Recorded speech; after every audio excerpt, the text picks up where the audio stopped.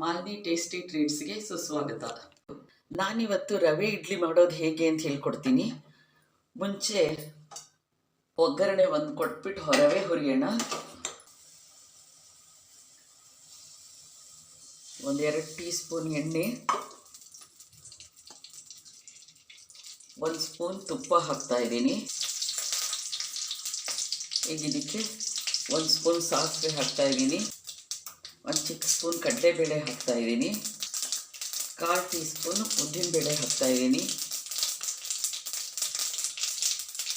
1/4 tea spoon ಜೀರಿಗೆ ಹಾಕ್ತಾ ಇದ್ದೀನಿ, 4 ಹಸಿಮೆಣಸಿನ್ಕಾಯಿ ಚಿಕ್ಕ ಚಿಕ್ಕದು ಕರ್ಬೇವಿನ ಸೊಪ್ಪು ಇಟ್ಕೊಂಡಿದ್ದೀನಿ, ಅದನ್ನು ಹಾಕ್ತಾ ಇದ್ದೀನಿ. ಈಗ ಇದಕ್ಕೆ ರವೆ ಹಾಕ್ತಾ ಇದ್ದೀನಿ. ಈಗ ಸುಮ್ಮನೆ ಹಿಡಿ ಬೆಚ್ಚಗಾಗೋಷ್ಟು ಹುರಿಬೇಕು, ಉಪ್ಪಿಟ್ಟು ಹುರಿಯೋ ಹಾಗೆ ಹುರಿಬಾರ್ದು.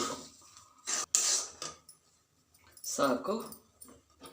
ಇದು ಆರಲಿ, ಫುಲ್ಲು ಪೂರ್ತಿ ಆರಿದ ಮೇಲೆ ಮೊಸರು ಮಿಕ್ಸ್ ಮಾಡಬೇಕು. ಇದು ಆರಲಿ, ಆಮೇಲೆ ಹೇಗೆ ಮಾಡೋದು ನೋಡೋಣ. ಇದು ರೂಮ್ ಟೆಂಪ್ರೇಚರ್ಗೆ ಬಂದಿದೆ, ಆರಿದೆ. ಈಗ ಇದಕ್ಕೆ ಕೊತ್ತಂಬರಿ ಸೊಪ್ಪು, ಸ್ವಲ್ಪ ಸಬ್ಸಿಗೆ ಸೊಪ್ಪು, 1 ಚಿಕ್ಕದು ಕ್ಯಾರೆಟು, ಆಮೇಲೆ ಶುಂಠಿ ಸ್ವಲ್ಪ, ಇದಿಷ್ಟನ್ನು ಹಾಕ್ತಾ ಇದ್ದೀನಿ.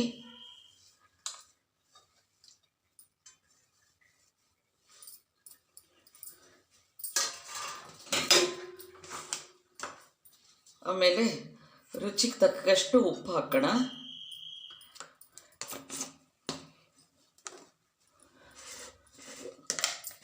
ಒಂದು ಚಿಟಿಕೆ ಸಕ್ಕರೆ,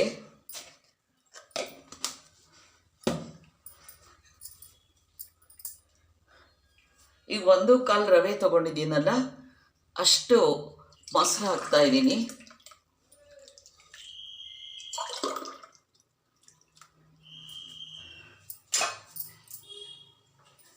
ಇನ್ನು 1/4 ನೀರು ಹಾಕ್ತಾ ಇದ್ದೀನಿ. ಇಲ್ಲದೇ ಇದ್ದರೆ ನೀವು ಮಜ್ಜಿಗೆ ಮಾಡ್ಕೊಂಡ್ಬಿಟ್ಟು 1/2 ಹಾಕ್ಬೋದು. ನಾನು ಮೊಸರು ಹಾಕಿರೋದ್ರಿಂದ ಇನ್ನು ಉಳಿದಿದ್ದ ನೀರು ಹಾಕ್ತಾ ಇದ್ದೀನಿ.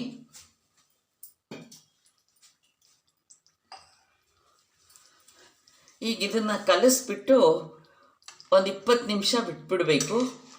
ನೋಡಿ, 20 ನಿಮಿಷ ಆಗಿದೆ, ಈ ಥರ ಇದೆ. ಈಗ ಹಾಕ್ತಾ ಇದ್ದೀನಿ.